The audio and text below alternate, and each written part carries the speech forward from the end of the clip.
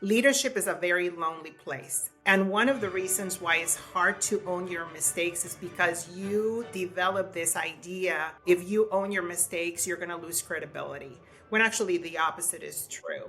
My dad, he gave me this gift that became a mantra, and it has a connection to this connection of being a bridge builder. He said, remember, it takes just one pivot to change the momentum of the game.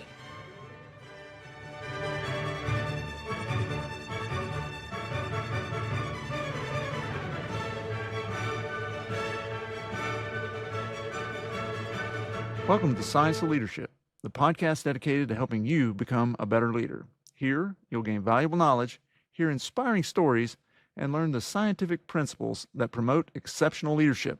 I'm Tom Collins, your host, and I'm thrilled to have you join us on this journey to becoming a better leader. Today's episode is all about the art of communication and the role of leaders as bridge builders. In an increasingly complex and divided world, leaders who can unite people, resolve conflicts, and foster trust are more valuable than ever. I'm truly delighted to have Dr. Maria Keckler with us. Dr. Keckler is an international award-winning educator, leader, and research scientist at San Diego State University. Her work bridges story science, empathy, technology, and entrepreneurship to drive innovation in healthcare. Dr. Keckler is a renowned communication strategist and the author of Bridge Builders, The Art of Building Trust and Connection in a Distracted World, a book I found particularly insightful, landing it in the top 20% of the hundreds of leadership books I've read. She's worked with leaders in corporate, nonprofit, and government sectors, helping them foster collaboration and unlock the power of connection. In this episode, Dr. Keckler will share the secrets behind being a bridge builder, discuss the role of communication in leadership, and reveal actionable steps to help you excel as a leader. Stick around, it's an episode you won't want to miss. Dr. Keckler, welcome to the Science of Leadership, and thank you for joining me today. Thank you so much, Tom, and please do call me Maria. Yes, ma'am, will do. So let's get right to the conversation. You often emphasize the importance of leaders being bridge builders. Obviously, that's the title of your book. What does it mean to be a bridge builder? Well, let me preface by saying that the whole idea of being a bridge builder, I think it creates a mental metaphor for us immediately. What does it mean to build a bridge to somebody's mind, to somebody's heart? It is a mindset. It's really an identity that I have tried to promote with the people that I work with. But also, I often talk about how we are inherently wired to be bridge builders. Here's an example. Are you married, Tom? I am, yes. So somehow you build a bridge and you sold the deed, Miraculously. right? Our kids, I mean, I don't know if you have kids, but our kids are a perfect example. They will wear you down until they get what they want. And so I think that we are inherently built to really get what we want by being persuasive, by, building connection. And somehow I think it gets beat out of us because we begin to really buy into this idea that I need to get to where I need to go by being first, by being the one that gets the attention. I need to prove myself. And so there's a number of narratives that I think that we buy into that it's all about us. It's about my message, it's about my purpose, my goals, my career. And we forget that we actually are meant to connect. Yeah. That's a powerful, as you say, mental metaphor, this idea of the bridge and connecting. And you're right. So often I think we just get caught up in us and our story.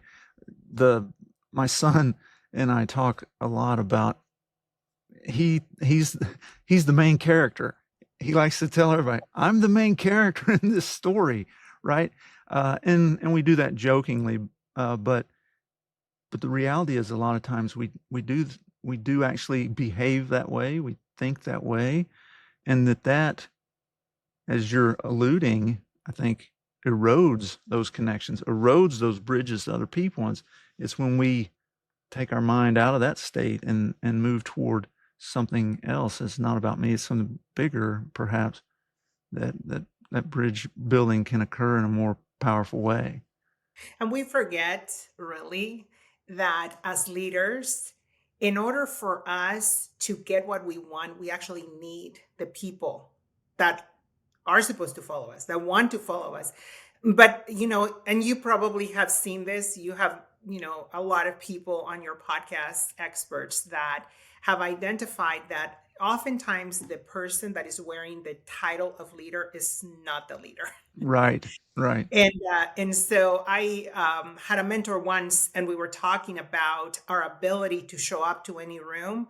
And oftentimes, you will be the only leader in the room, whether you are the most senior person in the room. And that is because of how you conduct yourself, how you carry yourself, how you communicate.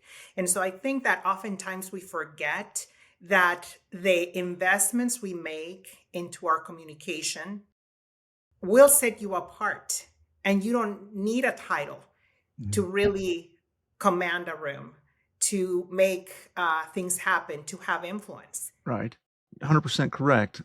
Leadership position does not equal leadership. So, yeah. And this is all helpful in helping us to start thinking about what does it mean to be bridge builders and what could that look like. I was wondering, can you share a story that really shows what it looks like for someone to be a bridge builder? Yeah, no. And I'm going to actually first tell you a story that it seems that is not connected to, excuse me, the leadership that we are traditionally looking to have. But it goes back to when I was growing up in Mexico City. And my dad taught me how to play chess very early in life. So I was about 6 years old. Just about every afternoon after dinner, he would go and pull the old wooden chessboard, set up the chess pieces, and we would play. My dad would not just let me win, never. And so, needless to say, I was losing quite a bit. And I also found out how competitive I was. And so immediately I wanted to quit. I was done. After a couple of games, I couldn't win. And so as soon as I began to see my pieces disappear, I just wanted to walk away. My dad, he would say, let me show you something. And he would pull me back to my chair, and then he would reach over and he would move a piece. And just like that, I was back in the game. And he gave me this gift that became a mantra, and it has a connection to this connection of being a bridge builder. He said, remember, it takes just one pivot to change the momentum of the game.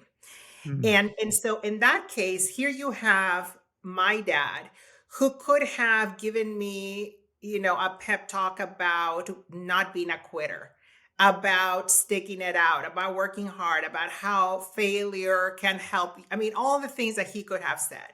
But instead, he really connected with me by showing me how one move can change everything. And that just connected with my heart, connected with my mind. And so when I have worked with leaders, oftentimes there's a lot of talking, there's a lot of trying to correct errors or highlight failure. I was working once with a leader who had the habit of constantly spending quite a bit of time talking about the errors made, when things didn't go right, when a communication maybe didn't go out on time. And it just deflated the team constantly. And so that is just an example of how you can shift the way that you talk to people, the way that you approach them, so that the defenses come down, where we begin to build trust, and people will react completely differently, right? People want to win. People want to be given the opportunity to try, but it is just a little tweak of how and how someone can communicate that. Yeah. That reminds me of something that one of the four-star generals mentioned to me when I was interviewing him for my study. Nobody wakes up in the morning and thinks, wow, I can't wait to screw it up today. Yes. Everybody gets up and everybody really is wanting to do their best, whatever they're engaged in. And we have an opportunity to help them reach that or to prevent them from getting there as leaders. And we think that we're always trying to help them get there, but so often I think we don't. We stand in the way. We inhibit them. We speak ill of their attempts, thinking that we're trying to help, but we hurt probably Yeah. more than we Yeah. help. There was a leader I was working with many years ago, and he would be so amazing in validating both his customer and also his team. And so he would have, let's say, a customer come and say, I didn't get the service I wanted, or I didn't get, I was told I was going to get an email by this time and I didn't get it. And so we have all seen leaders who immediately go to their employee, what happened? Why didn't you do this? You said you would do it. And it just begins to really squelch their spirit. And then they begin to make more mistakes after that. So he instead would talk to the customer and say, thank you so much for letting me know. I can guarantee you that something must have happened because this employee is always on target, always on time, prides himself in communicating on a timely basis. So I will make sure I will talk to this person. So validating, but also at the same time, uplifting that Mm-hmm. employee by not ruining their reputation, right? Yeah. And so then he would go to the employee, and again, assuming positive intentions, which is something I talk about all the time. Mm-hmm. You assume positive intentions. Is like, hey, I heard this, let me know, how can I help? Something happened. You are always, so good at what you do. And it just changed the way that his employees really reacted to failure. It was not like this catastrophe, but it was an opportunity to learn and to talk about how we can support one another. Yeah.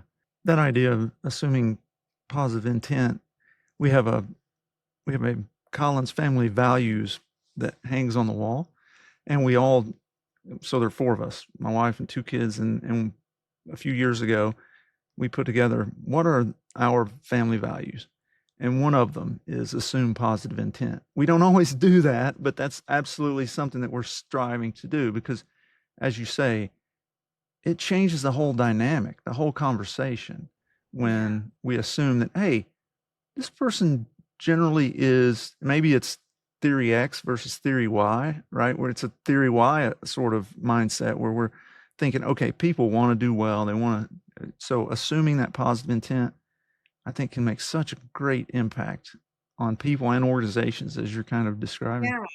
Yeah. 100%.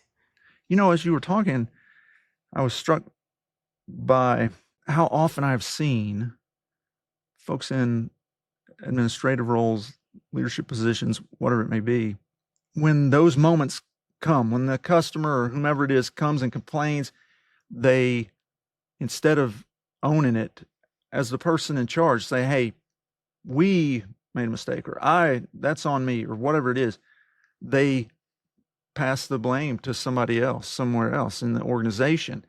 And then, as you say, they go and they say, hey, look, that was a problem and you need to fix it or whatever. And I think it always returns. Like people always know that the leader, quote unquote, behaved that way. And the erosion of trust and respect and all that comes with that is just tremendous. Oh, 100%. I think if we begin to think about our communication, either we are building a bridge or we're burning a bridge. Mm. There's no much more than that, right?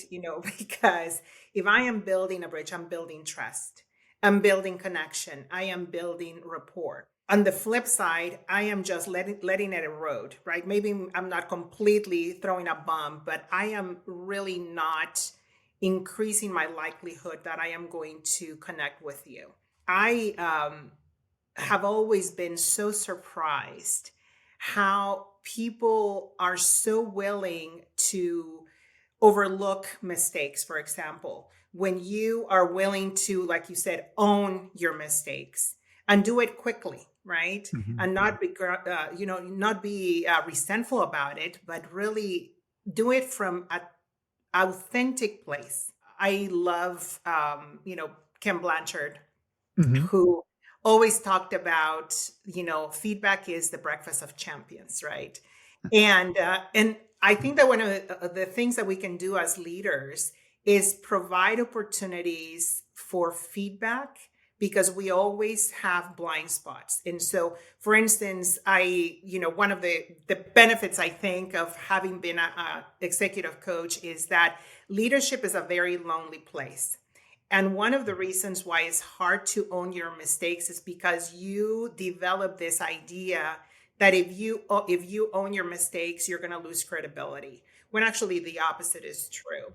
But sometimes we not even know that we're doing that. We have this blind spot and we not even see what other people see. And so having mechanisms or people that you trust that have nothing to gain or lose by telling you the truth is the first step to becoming a great leader.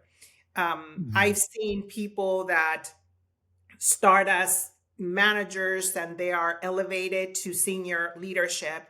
And all of a sudden, you see a shift in their approach, even because then your weaknesses or the cracks in your character begin to be magnified at that Mhm. level. And so it is so important that it's not just own your mistakes, but oftentimes you don't even know what those mistakes are, so it's hard to own them. So Mhm. having a circle of trusted advisors, people that can give you the truth, is absolutely critical. Yeah. Sort of blind spot spotters, if you will, the people that will point Yeah. out to us, "Hey, I see this going on. Maybe you're not noticing it." I remember that reminds me of when I was in medical school. So I was a third year medical student and I was doing my surgery rotation. And back then, nobody cared about hours, how many hours you worked, or what. Well, I was going to say you didn't. They actually did care about how many you didn't work. They didn't care how many you did work. They wanted you to be at the hospital all the time. And so when I was doing my surgery rotation, I stayed at the hospital most of the 2 months that I was doing that rotation. I spent a lot of nights that I wasn't on call in the call room, and actually they would page me even though I wasn't on call because they knew I would answer a lot of times. So I was just working like crazy. And my friend Dan, close friend of mine, he was at my wedding and everything. He came to me and he said, "Hey, smoothing out the verbiage, you're really being a jerk lately." Because I was just so overworked and so spent, mentally, psychologically, emotionally, that I was being a jerk. I was being short with people. I was not being the person I wanted to be, but I didn't recognize it because I didn't have the mental energy to think about it. It was just Mhm. how to keep going, how to meet this demand or do that thing or whatever. And Dan said, "Hey, this isn't you, man." And so he absolutely helped me to see that. And change course and improve the situation.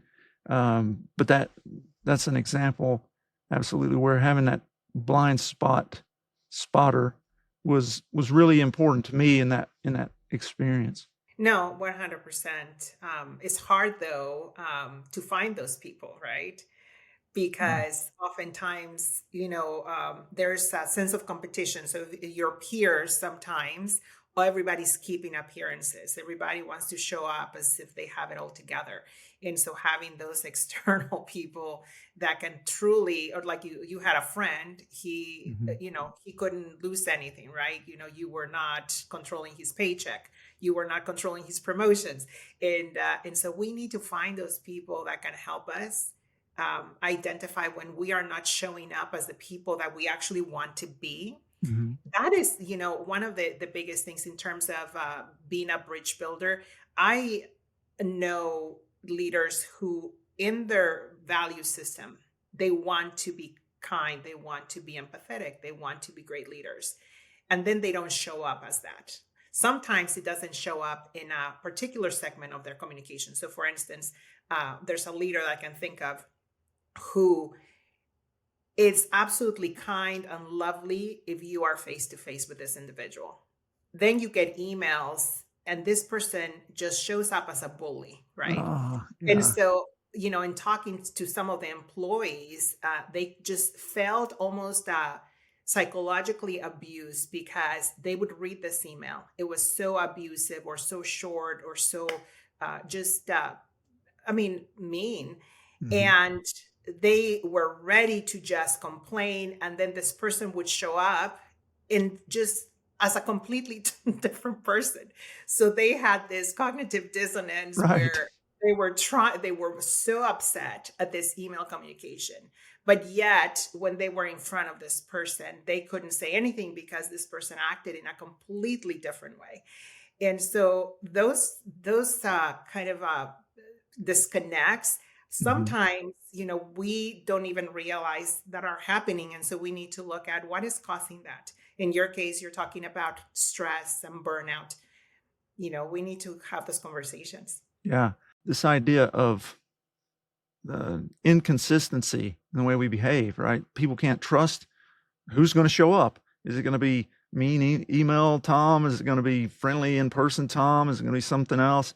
And that absolutely erodes those relationships. And that's what we're talking about with bridge building, I think, right? Is building that bridge of relationship so that we can work well together. And when we erode that trust, that just undermines the whole foundation, the Yeah. pillars of it. Well, in your book, Bridge Builders, you talked about these three types of appeals that people make to others. And so those were ethical appeals, emotional appeals, and logical appeals. For our listeners, could you kind of expand on those a little bit and then tell us how they work with regard to this concept of bridge building? Yeah, no, absolutely. This really comes down to, Greek rhetoric, right? So we know ethos, pathos, logos. But the idea is that we inherently or subconsciously are constantly trying to validate what we hear according to these three different appeals. So when you are, let's say, presenting an idea, or you are a speaker on a stage, as an audience member, I am subconsciously, this happens very, very quickly in the brain.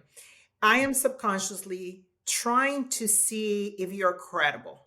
I'm trying to see, I'm trying to figure out if, the ethical appeal, is this person, credible? So understanding your credentials help. Oh, okay, he is a physician. Okay, so that tells me something about you, right? That you have the ability to consistently build towards a goal, that you have worked very hard, that you have work ethic. And so credentials have an important part in building that credibility. And so one of the things that I often talk about to people that, let's say, introduce you as you come on stage, Mhm. don't minimize that introduction, because you are actually making it easier for that speaker to build trust with the audience. Because once they have that introduction, and you did that so well, and it's always hard, right, to hear all the accolades and the Sure. bios, but it is important, because once you get that out of the way, people is like, okay, so this person knows what she or he is talking about, and they kind of relax, their brain kind of relaxes in that area. And then so then you move into a logical appeal. Is the information organized? Can I understand it? Hmm. Right. and Yeah. and so when you are preparing a presentation, we oftentimes focus so much on the content, but not in the organization and how it's delivered. You want people to understand what you're saying, right? And also, are the sources, something that I can trust? All those kind of logical, items. And then, the pathos or the emotional appeal, at the core, we make decisions with, not necessarily with our, Sure. logical brain, but really our emotional self, right? So Mhm. when I remember when you reached out to me, because we all get multiple emails, Sure. requests, can you do this? And you reached out, and I didn't know you. And so first of all, I'm like, who is this person? Right. So, Sure. and so I went, and I think I looked you up on LinkedIn or something, and I'm thinking, okay, who, what is the background? What is the credential? So I'm talking about that ethical appeal.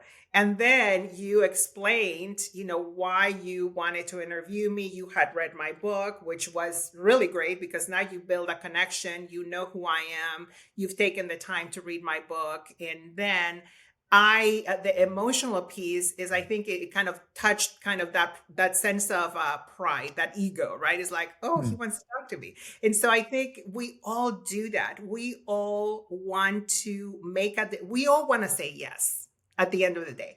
We want to say yes, and we have that instinct to say yes from an emotional standpoint. And then we justify that decision based on the other two appeals, Yeah. the logical and the ethical appeal. And so as we communicate with others, having credibility is important, being clear Hmm. and organized is important. And the other piece is connecting at an emotional level. And that actually brings me to some of the research that I'm super excited, which is really, how we do that through the power of story. Yeah. Yeah. And I'd love to hear about that. so the stories are absolutely key in how you build this emotional appeal with people.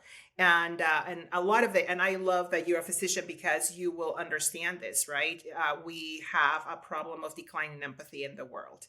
The longer that you are in your medical education or nursing education, actually you joined, you apply to be in medical school because you care, you want Hmm. to help people, you want to change the world. And then by the time we graduate you have less empathy than you started with, which is Yeah. tragic. Yeah. Then you go and work and you have systems where empathy looks like inefficiency. Right. You don't have time to listen to your patients. You are out of joint with your values, which is to care for people because you have to move through them. And so we completely lose the ability to really connect with the other person. And so what we're doing in my research work is looking at the power of storytelling. How do we reignite our empathy and our ability to connect with others through the power of story? And so we bring in patient stories Hmm. that put you in the place of the patient, because at the end of the day, all of us will be patients or have been patients or know someone we love who will be in that seat. And so it's really exciting. So when you look at the neuroscience of storytelling, for example, we know that when we tell stories, so when I was telling you the story of my dad, I Yeah. mean, I could see you, smile. And Hmm. so if we had scans of our brain right now, you would see that they're lighting up in the same places, right? Yeah. And that there's this neuron, mirror neurons, Hmm. where we are actually relating to one another. You're probably having just maybe uh, a thought about maybe your relationship with one of your parents comes up, and a story of your own kind of triggers. And so we have all this neural activity and this amazing, Yeah. chemistry going on in our brains. And what we've seen is that one of the things that happens is that oxytocin is released. And Hmm. oxytocin, for those who haven't been talking about this much, it's what allows us to build connection, right? It actually, we've seen it in actually one of my mentors. That's his primary work is in how oxytocin actually is the connector to empathy and connection. Hmm. And so when we're talking about communication and you want to connect with people at that emotional level before you even get to the data, to the logic, to the all of that, learning to tell stories and building almost a portfolio of your core stories. In the book, I called it, building your collection of stories as your bridge builder manifesto. Those stories are like the one I told. They don't have to all be about your leadership journey where you are today. But for me, that core story I just told you about my dad and the chess, that has become a core story that has guided even my research work, my leadership, my Hmm. mentorship of others. And we Yeah. all have those stories. Yeah. Yeah. That's so powerful, this idea of story. And I think that there's so many questions I want to ask you. Do you think, having grown up in Mexico, in Mexican culture, do you think that augmented, because so many in the United States, mostly in Western, these intensely Western environments, people tend they shun story. I'm from Appalachia, and we're storytellers, and but a lot of people, they don't seem to have, they've suppressed that or something, largely in our culture. And so all my friends who are from Latin American countries, and also from Caribbean nations and from African countries, and story is, I mean, it's human, right? Like, we're not made to know the numbers on a spreadsheet. We're made to know story, and we tell story. And and from the furthest back in human history, it was oral history. People recited, like, the early Jews, they would gather around campfires and they would recite what became the Old Testament. And if somebody got a word wrong, they would be corrected. And so it was maintained through oral history and story. And so I was just wondering, as you're telling this really great story about your dad, do you think your cultural experience really helped you to be more of a masterful storyteller? I mean, I think I agree with you that there are some cultures that I think embrace and value the storytelling, right? So it is true. I would argue, though, that I think, again, we are inherently wired to tell Sure. stories. And Hmm. again, I'm sure that there's a study out there. I don't have it in front of me, but I could speak, we could just look at the evidence, right? Look at little kids. They Hmm. are, something happens at school, at the playground. Dad, let me tell you what Johnny Right. did, and I did this, and then there's like, and they go on and on and on. We are inherently built to tell stories. I mean, if Hmm. somebody cuts you off, on the way to work, you just tell that story. And so we are actually wired to tell stories. We enjoy telling stories to one another. But I do agree with you that it has somehow been devalued. I don't know exactly when it happens, but I'll tell you, I spent about maybe 8 years working and developing speakers, right? Hmm. Uh, and I would work with a lot of scientists, especially in the pharma industry or life sciences. And one of the things that was really interesting is, first of all, before we could even start any kind of training or coaching, is we had to really convince them that by them telling a story, or even that using the language, let's tell the story of your data, let's Hmm. tell the story of your innovation, that they had this fear that if they did that, it was going to dumb down their science. It was going to make them appear less credible. And so, first of all, we had to get through that misconception. Yeah. I have a great story. I was actually asked by a peer, at San Diego State University, we have a number of faculty that were asked to come. They call them equity, faculty of equity, or something like that. Basically, what it was is a number of scholars across the disciplines in STEM, in this, social sciences, Hmm. they that had some kind of innovation or work related to how to create more equity in some field. And they were asked to come to this event and to basically talk about the research and why it was important to have these initiatives. And so, colleague had read my book and he said, "Hey, would you mind working with them to help them develop their presentations?" And I will never forget. This was one of my favorite sessions.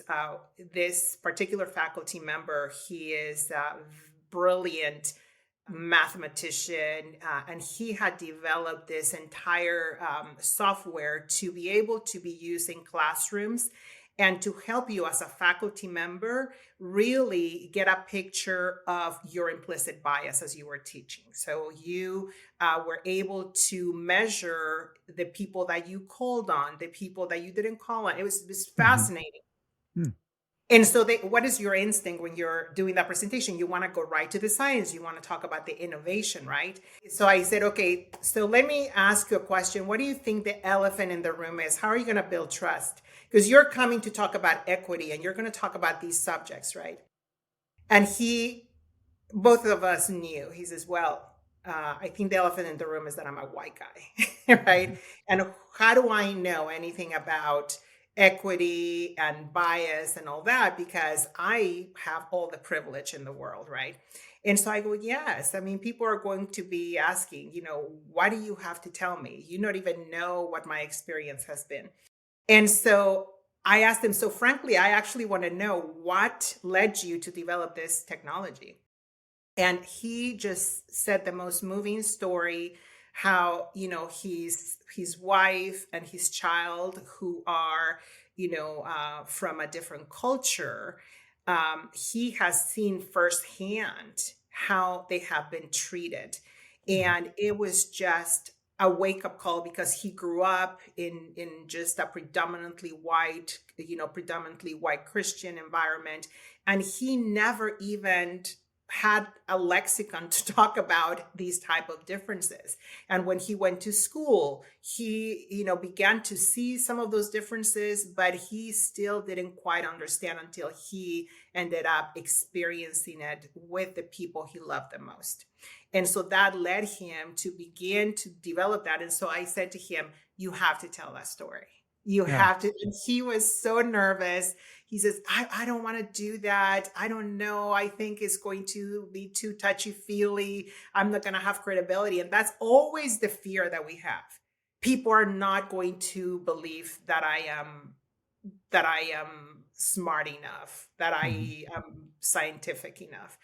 And so I said, well, would you trust me? What is the worst thing that can happen? And so we talked about that, and he decided, I'm going to do it. And so we practiced it. We make sure that it was just, and again, you don't have to overindulge in a story. Yeah. A well-crafted, well-prepared story should take, I don't know, a minute, right?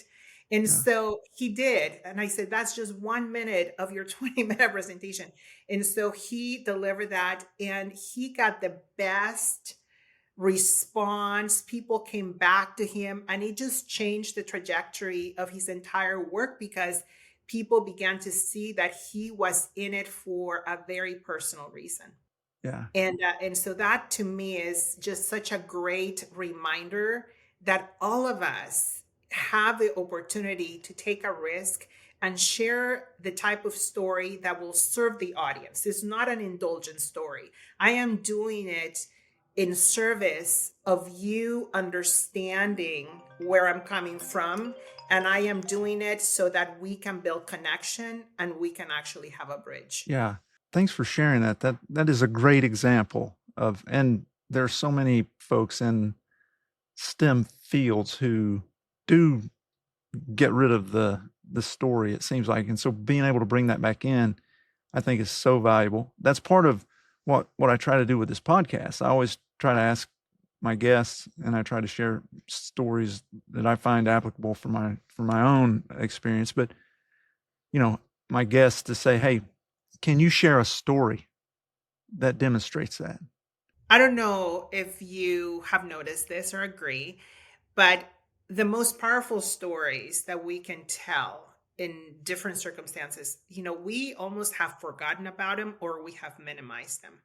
And so there's an exercise that I love doing, especially, with executives who oftentimes really don't allow themselves to tell stories. And we just really go through this exercise where we just, create a timeline of their stories, their peaks and valleys, the Mm. pivots, and just to begin to remember the critical stories that have influenced their leadership. Some stories have negatively influenced their leadership, and just becoming aware of what is informing a behavior that you don't want is incredibly helpful. So it's almost like getting a PhD on you, looking at the data of your Mhm. storyline and being more intentional about using some of those stories in positive ways, and then becoming aware how some of those stories negatively impact the behavior that is showing up in your leadership. Yeah.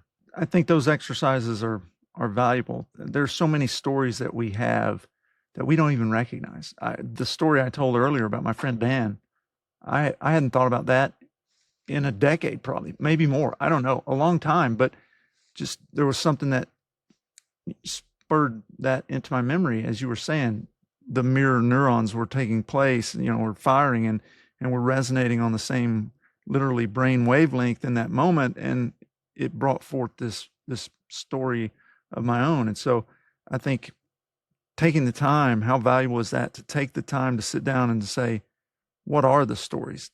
My story, if you will, of these different things, how valuable that is. This is usually where I kind of go into a little discussion about, the scientific studies have been done that support the importance of whatever topic we're discussing, but you've done so much work in this area. You've shared some of your research a little bit, but are there other things from your research or from the science in general that you think be valuable to discuss with regard to this idea of bridge building?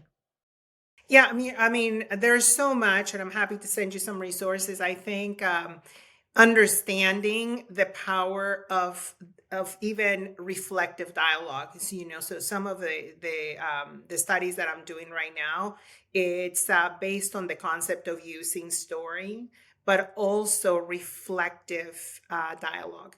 And so, I'll give you an example, and I'll make an application, for Yeah. leaders.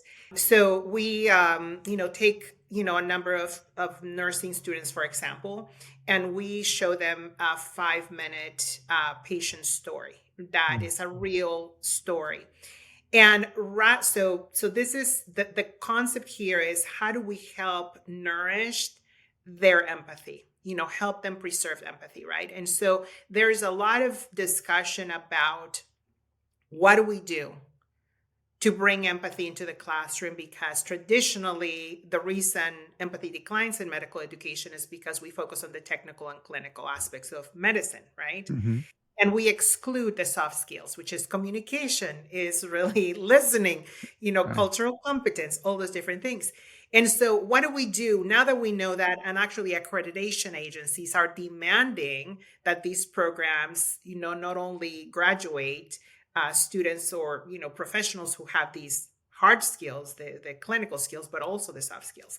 So the instinct would be, well, let's just add a class on empathy, right? Well, that does not work because number one, empathy or communication, soft skills really leaks, and we have to Mm. constantly replenish them, right? Why does this leak? Because, like you said, stress, the conditions of the system that we work in, preconceptions, whatever. And so what we are testing, and we're very excited, is that you don't have to have a didactic class necessarily on empathy, on the soft skills, on communication. We inherently know that those are good things, right? You inherently, I mean, we teach it to our kids. Mm-hmm. We are very indignant if somebody doesn't do that to us, right? That's how we know we know. Right. Is that if you talk to me in a particular way, I am going to be indignant. So I know that that is not the way to communicate, but yet we don't do it when we talk to somebody. And so what we do is we show the story, but then instead of giving you instruction on how to do it, we have a dialogue with some key discussion questions. And do you know that every single student know they're having this aha moments? They actually remember it because they are actually pulling from the wealth of their own experience, of their own value systems. And so I really think that as leaders, we need to dedicate opportunities for us to talk about these things. Mm-hmm. We don't often need just a class. Let's have facilitated discussions where we talk about what are our values. What is the person that I really want to be when I show up to lead my team? What is that ideal person? And so for me, when I was writing Bridge Builders, I felt that for me as an immigrant who had to learn English before I could do anything in this country, It's like, what is my one move? What is the best move, the pivot that could change the momentum of the game for my life? And Mhm. so what I noticed is that the people that were able to connect with others were the ones that got the job opportunities, that were tapped for promotions. And I wanted to be that. And so I made it my conscious decision. I want to be a bridge builder. I want to be someone that gives others the benefit of the doubt, that brings the best in others, that forgives, that does all these different things that make others feel valued. And so that became my identity, if you will. And so I would say that that's what I'm seeing with these students, that the more that they have these interactions, and even with leadership groups that I Mhm. facilitated, they actually remember that's who I want to be. That's who I can be. And to me, I think that that is amazing. And there's a whole body of research that supports why that works. Transformational learning is one theory that we're working with that is all about how you use these facilitated conversations that Mhm. help you transform the way you behave. That's great stuff. And so inspiring, really. As you were talking, I just was thinking, who doesn't want to be that kind of person? Don't we all, on some level, want? I mean, maybe I'm ridiculous, but I think most people, they're pathologic people, right? But most people want to be that kind of person that you're describing. They want to show up in that way. They want people to like them, to be glad they're present, and to have meaningful connections. And what I hear you describing is a way that you're working on to help people to achieve that in their lives. And so I think that's really exciting. Do we need it in medicine? Absolutely. Do we need it in society in general? The fact that I even raised that question, obviously we do. We're in a difficult time. And so I think if everybody had more of that, we'd be so much better off. Now that we know kind of what it means to be a bridge builder, why it's valuable and important, crucial even for leadership and our success, do you have, maybe drawn from this work that you've been doing, but a set of practical tips that you give our listeners and me, so that we can do this better? Yeah, I think being curious in your interactions is critical because immediately makes you a better listener, right? But there is a tool, and you'll find it in a book, or I can send you a printout so you can give it to your listeners. I remember when I was talking about listening. My grandfather was Chinese, and so I'm always fascinated by the Chinese culture. And so I had been talking to a colleague, and she was telling me that growing up, she learned that there's this ancient symbol for the word listen, to listen.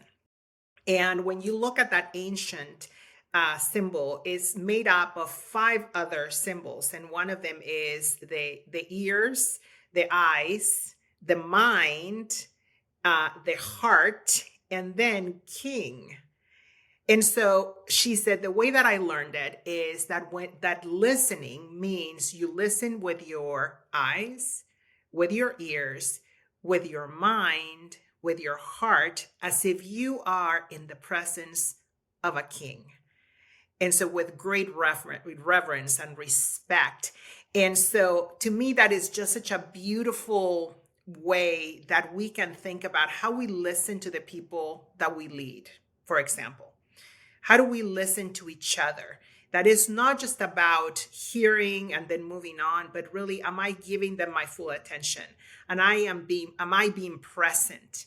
Mhm. I am opening my heart to the possibility that what they're saying is true, that what they're saying is heartfelt and authentic. And then do I do it in a way that they feel honored and heard as well? And so that to me, if we can all practice that, I think that a lot of our problems could be solved because everything hinges on that. It becomes almost like this this habit that triggers that knocks off the rest of the dominoes, right? Mhm. So that's what I would leave your listeners with. I work at it. I'm not perfect either because we're human, and so believe me, Right. when I say this, I am preaching to myself. Yeah.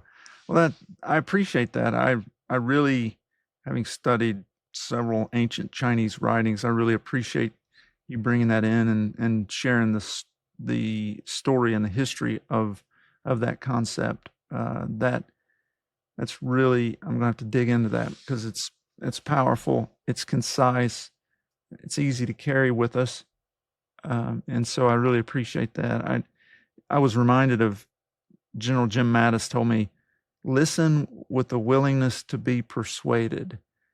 And it's in the same sort of vein, right? It's this mindset of, I have a belief or an idea that I'm holding, but I'm only holding it, I'm holding with open hand, in the sense that I'm ready to change my mind. I'm ready to hear what this person has to say. And I'm ready if if I listen carefully and what they're telling me makes sense, to accept that, right?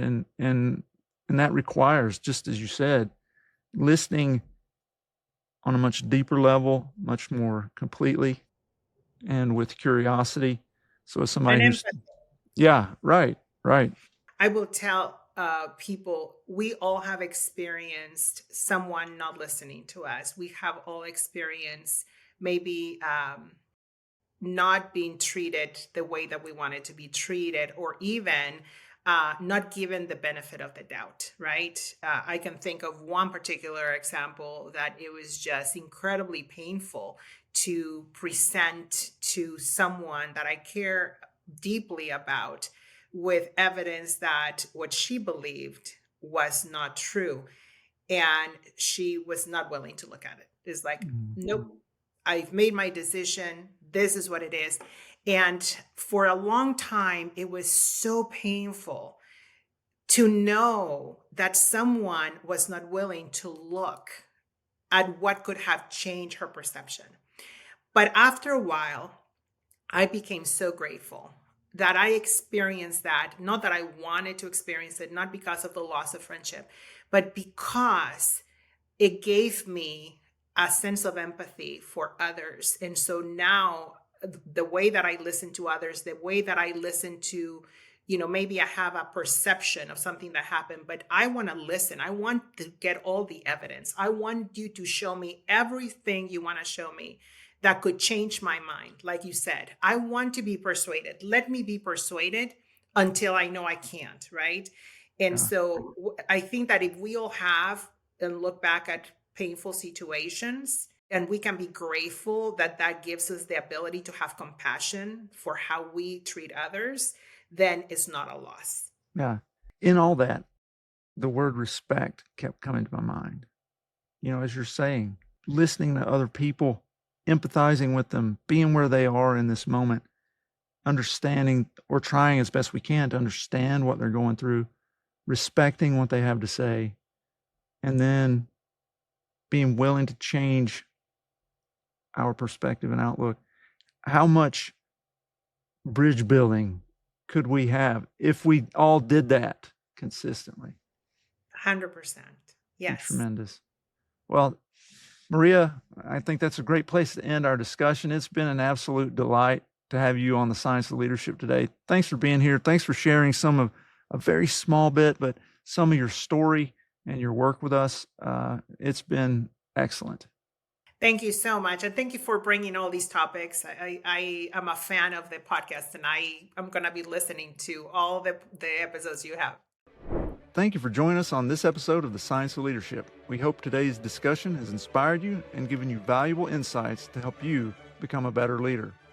Remember, leadership is about helping those we lead do great things. It's a journey of continual growth and learning. When we embrace that journey with curiosity, courage, and humility, we can confront challenges, overcome barriers, and foster environments where everyone can succeed. If you enjoyed today's episode, be sure to follow or subscribe, leave a comment, and share it with others who are passionate about leadership. Until next week, keep leading with character, competence, caring, and communication. This is Tom Collins. Let's keep growing.